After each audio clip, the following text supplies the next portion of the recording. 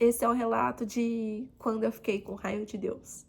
Olá, galera, tudo beleza? Tudo na paz? Faz um tempo que eu não apareço por aqui e, na verdade, tem um tempo que é para eu gravar esse vídeo e eu não tenho coragem. Já cheguei a gravar algumas vezes, mas eu sempre apago. Há um pouquinho mais de 2 anos,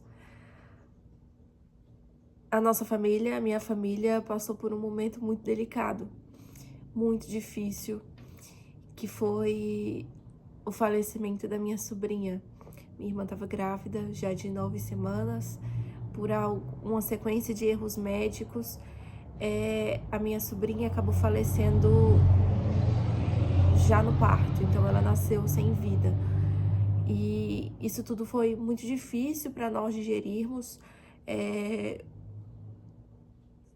Foram dias tenebrosos, difíceis, e são anos com dor, que nós sofremos hoje, eventualmente com menos intensidade do que quando aconteceu, mas ainda assim nos dói. Ainda assim é um assunto delicado e difícil. E eu não tô aqui para falar sobre necessariamente a minha família, mas estou aqui para falar sobre mim. Eu cresci em um lar cristão, eu cresci dentro da igreja e acho que por isso eu me considerava muito crente. Eu achava que a minha fé era inabalável e que nada poderia abalar o meu amor e a minha fé em Deus, em Jesus.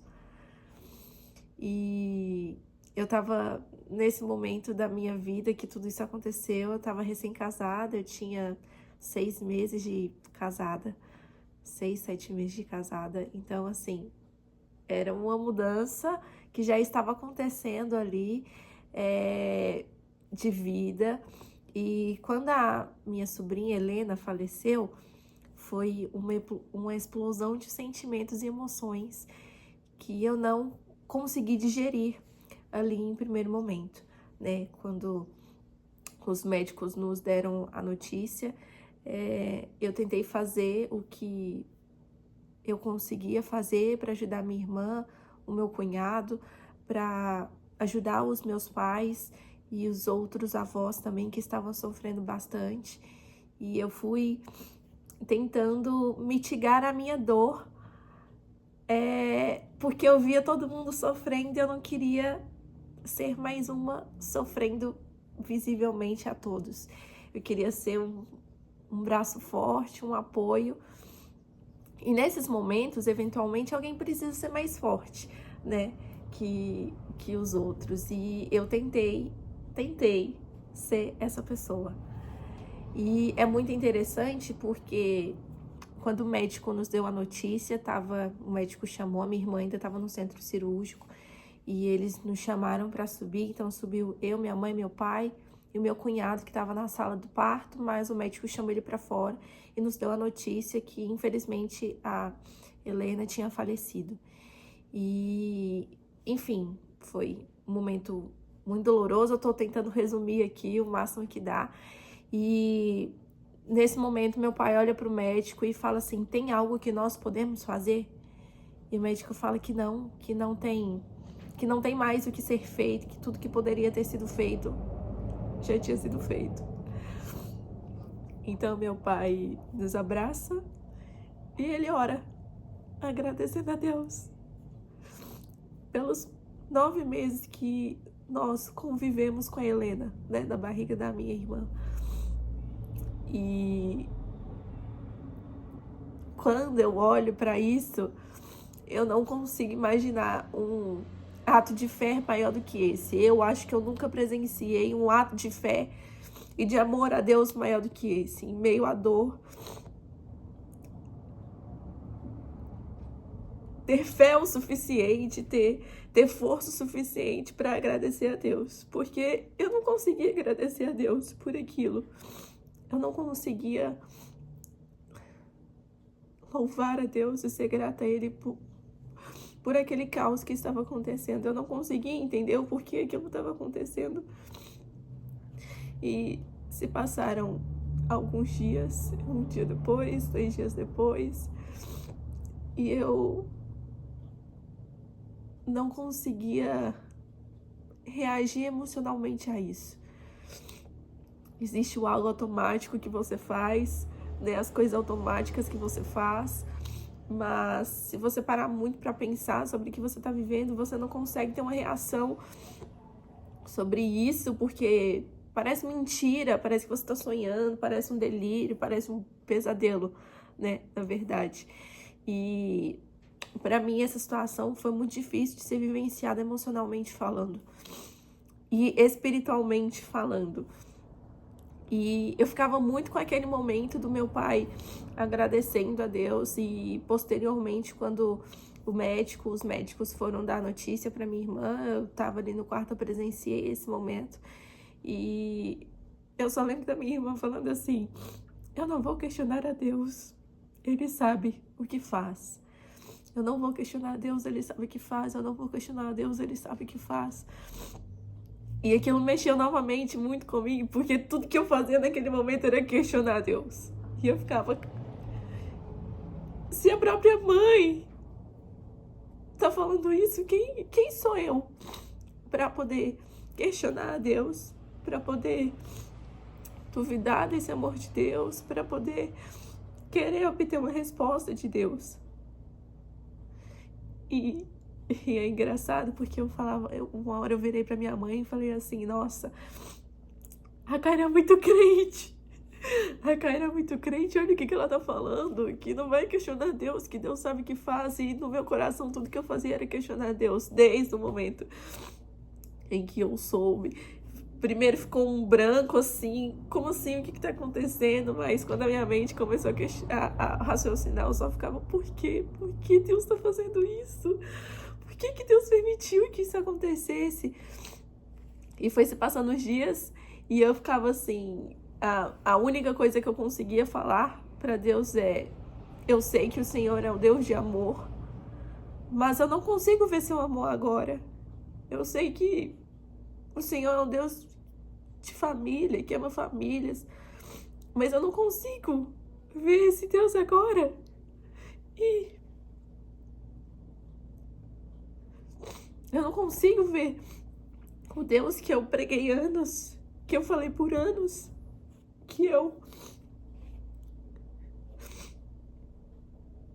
adorei por anos. E foi se passando um tempo e eu não conseguia orar, eu não conseguia ir na igreja, eu não conseguia ler a Bíblia, eu não conseguia falar nada. Inclusive foi nesse momento da minha vida que eu percebi a diferença entre orar e falar com Deus. Porque falar com Deus eu falava, eu não conseguia orar. E até que passaram-se alguns dias, meses, eu não lembro exatamente. E um dia eu tava em casa e meu marido chegou, a gente tava conversando na mesa. E ele falou assim: pode falar, Mayla. Eu vou falar o quê? Pode falar que você tá com raiva de Deus. E aí me deu um choque. Me deu um choque em pensar que eu estava com raiva de Deus, porque na minha cabeça isso era inadmissível. Então todo esse momento em que eu questionava Deus, eu tinha um temor muito grande, e eu senti na pele aquilo que o apóstolo Paulo fala sobre a luta entre a carne e o espírito, porque a minha carne queria sim questionar, queria sim ficar revoltada, mas o meu espírito ficava confrontando a minha carne. Então, ao mesmo tempo que eu ficava querendo achar que Deus não era amor, meu espírito vinha e confrontava.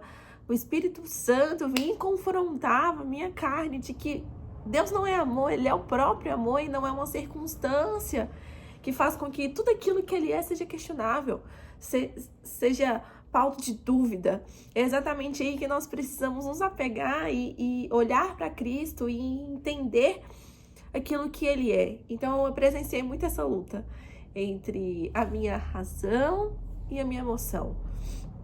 Mas voltando, quando meu marido falou assim: pode falar que você tava com raiva de Deus, aquilo pra mim foi um choque muito grande, porque Eu não conseguia imaginar eu com raiva de Deus, porque só de pensar eu estar com raiva de Deus, eu me sentia assim péssima, era um pecado muito grande estar com raiva de Deus. Como eu posso acusar Deus de ser injusto, sendo que Ele é a própria justiça? Como eu posso acusar Deus de falta de amor, se Ele é o próprio amor? Como eu posso acusar Deus de levar minha sobrinha, sendo que Ele entregou o seu próprio filho por mim?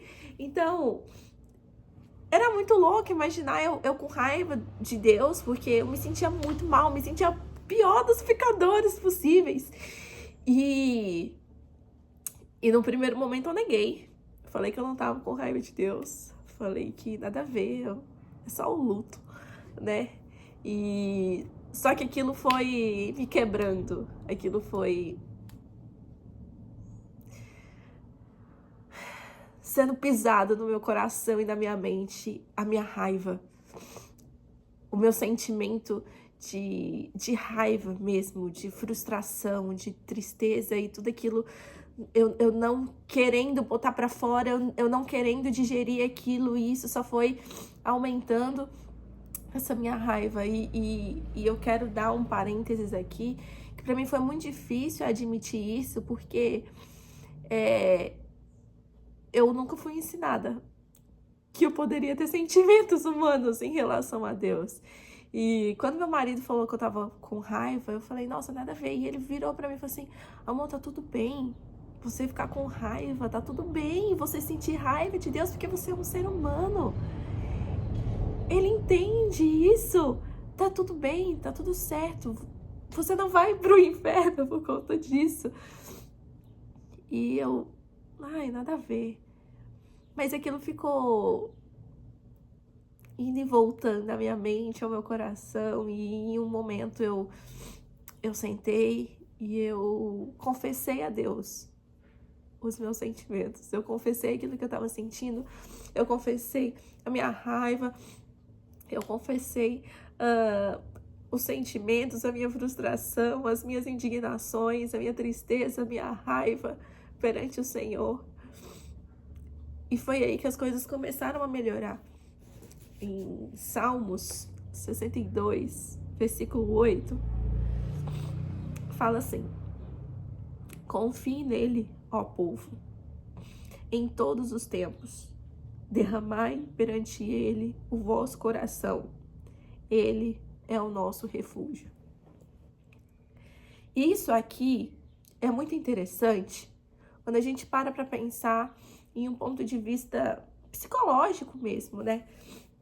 Eu sou formada em psicologia e é muito interessante porque a gente parte do ponto de que para existir uma mudança, algo precisa acontecer, para eu mudar um comportamento, esse comportamento precisa existir. Para eu mudar uma realidade, essa realidade, ela precisa existir, né? Não tem como nossa, eu vou parar de ser chata se eu não sou chata. Como que eu vou parar de ser algo que eu não sou? Como que eu vou parar de ficar triste por algo se eu nego essa tristeza? Como que eu posso mudar algo se esse algo não existe? Então, para o ponto de mudança, nós precisamos aceitar a realidade. Enquanto eu negava esses sentimentos, eu não abri espaço para Deus ministrar no meu coração, para eu ser trabalhado por Deus nesse sentido. Porque como que algo pode ser mudado se não existe? E foi nesse momento que eu entendi que o errado não é eu ter esses sentimentos, não é eu ficar frustrado, não é eu ficar com raiva, não é eu sentir inveja, não é eu sentir ódio. Não, o problema não é esse. Eu sou humana, Deus me dotou de sentimentos, de emoções e de capacidade de sentir nessas coisas. O problema está quando eu não admito isso e quero esconder esses meus pecados. É por isso que a palavra de Deus fala o quão é importante nós confessarmos os nossos pecados a Deus. Porque é só a partir do momento em que nós confessamos esse pecado, nós abrimos o nosso coração para que ele possa ser restaurado, para que ele possa ser mudado, para que Deus possa agir. Então, o objetivo desse vídeo é falar que tá tudo bem você sentir raiva inclusive de Deus. Tá tudo bem você ficar frustrado, tá tudo bem você ficar triste, tá tudo bem você sentir emoções negativas que aos nossos olhos elas não são bem-vindas. Só que todas as emoções são bem-vindas. Tudo aquilo que o Senhor nos dotou de capacidade é importante, nós precisamos sentir. O importante é nós abrirmos o nosso coração ao Senhor. É nós sermos vulneráveis ao Senhor e deixar com que Ele trabalhe em nós. O importante é fazer com que nós possamos entender que nós não somos perfeitos, mas que se nós deixarmos o Senhor agir, Ele vai nos aperfeiçoar. E Ele vai levar num lugar mais profundo com Ele.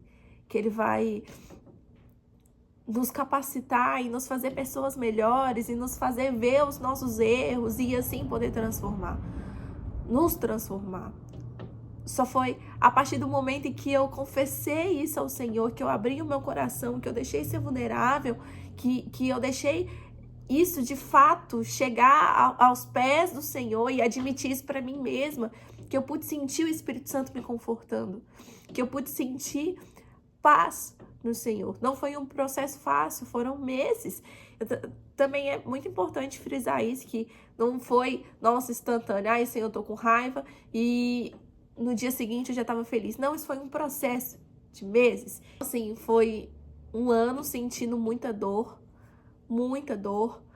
mas foi um ano em que eu fui transformada e que eu pude ver que sem Deus eu não sou nada, que não é porque eu cresci dentro da igreja que eu sou melhor, que eu sou inabalável, que o meu relacionamento com Deus é super seguro e tá tudo certo, que eu sou melhor que os outros, que eu sou super crente, que, nossa, olha só como a minha fé é impactante, né? Eu já tinha vivenciado outros momentos em que eu precisei muito exercitar minha fé, mas nada se compara com isso. Nada se compara com esse momento tão doloroso em que eu pude viver e que eu pude experimentar uma nova face do Senhor que eu nunca tinha visto. O conforto que vem dele, a paz que vem dele, o amor que vem dele, e entender que realmente todas as coisas estão debaixo do controle do Senhor, que nós não temos força, que nós não temos como controlar nada. O Senhor sabe o que faz, mesmo quando nós não entendemos. Nós não precisamos entender a vontade do Senhor. Nós não precisamos entender o porquê Ele fez. Nós não precisamos entender quais foram as coisas que o Senhor designou para nós vivermos. Nós não precisamos entender o nosso momento, nós precisamos crer no Senhor, nós precisamos colocar a nossa vida e a nossa dependência nas mãos do Senhor e entender que Ele sabe o que faz. Nós não sabemos o que Ele faz, nós não precisamos entender o que Ele faz, nós só precisamos confiar, entregar por completo nosso coração, o nosso espírito e entender que sem Ele nós não somos nada, nós não conseguimos superar nada por nossa própria força. Nós precisamos do Senhor sempre, em todo tempo, em todo momento. Se nós formos vulneráveis ao Senhor, se nós colocarmos o nosso coração de fato aos pés de Cristo, né? A palavra fala que nós precisamos levar cativo os nossos pensamentos ao Senhor. Nós precisamos deixar que os nossos pensamentos sejam cativos, o nosso coração seja cativo nele, seja preso nele, seja amarrado no Senhor, né? E se nós fizermos isso, o Senhor, Ele tem o poder de nos restaurar. O Senhor tem o poder de restaurar o nosso coração quebrado. O Senhor tem poder de restaurar a nossa mente conturbada, quebrada, dilacerada. O Senhor tem poder de mudar a nossa realidade, de curar o nosso coração, de curar aquilo que nós somos. Então, eu não sei o porquê você está assistindo esse vídeo, eu não sei o porquê, qual momento você está passando da sua vida, eu não sei se você está com raiva do Senhor, mas independente daquilo que você esteja sentindo, confesse e coloque aos pés de Cristo, porque Ele tem poder de te ajudar. Ele tem poder de te consolar. Ele tem poder de mudar os seus sentimentos, as suas emoções, e Ele, se você deixar, Ele vai te mostrar coisas que você ainda não conhece sobre o Senhor. Ele vai te dar mais intimidade com Ele. E Ele vai fazer com que você viva experiências novas e muito bacanas com Ele. Você só precisa se colocar à disposição, confessar a Ele os seus sentimentos. Não pense que o Senhor te abandonou, que o Senhor te esqueceu, ou que Ele vai ficar com raiva por você estar com raiva, ou que Ele vai ficar com raiva por você questioná-lo, ou que Ele vai ficar com raiva por você estar triste. O Senhor é um Deus que nos acolhe.